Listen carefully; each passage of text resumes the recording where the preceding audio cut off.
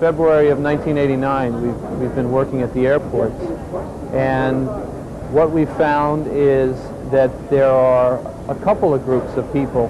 One group tend to be in their mid-30s, late 20s to mid-30s, typically substance abusers.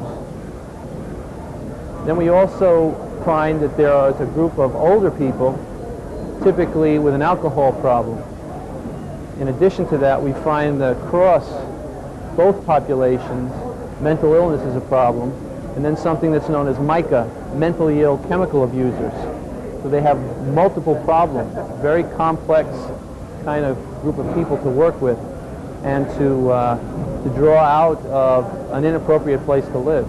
We did a lot of outreach in the sense where we found residential housing and permanent housing and shelters and substance abuse programs, where by getting substance abusers into these programs, they don't return here at the airport.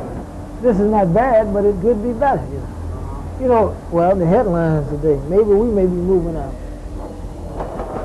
Something in the paper? Yes, in Chicago. City moves out homeless from O'Hara.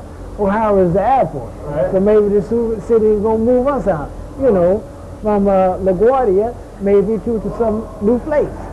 I don't know. They move you out, they're going to move you to a good place up there. Well, try and find a home for you. That's I hope so.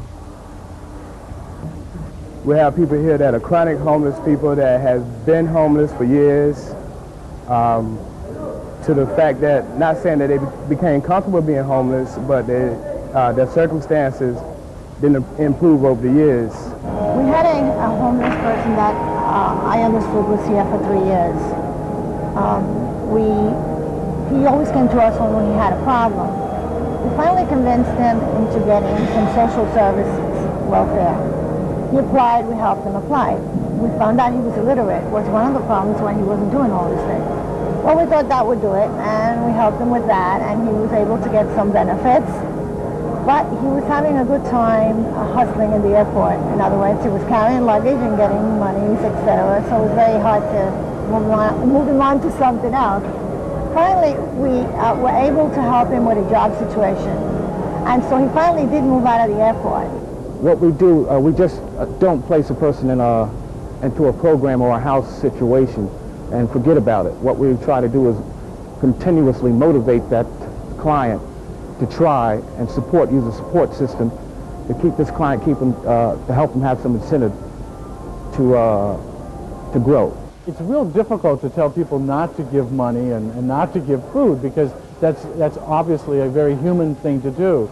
And I would never tell anyone not to do that. I would tell, though, them to contact us and work with us. Not afraid of just calling us in to meet us. If they're merchants here or they work here, call us up. You know, get in touch with us, find out who we are. We can find out who they are, and we'll work together on this project.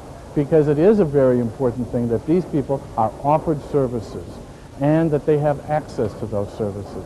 You know, everyone's a human being, no matter if you're homeless or not, and people shouldn't have to live under these conditions. So everybody deserves something better.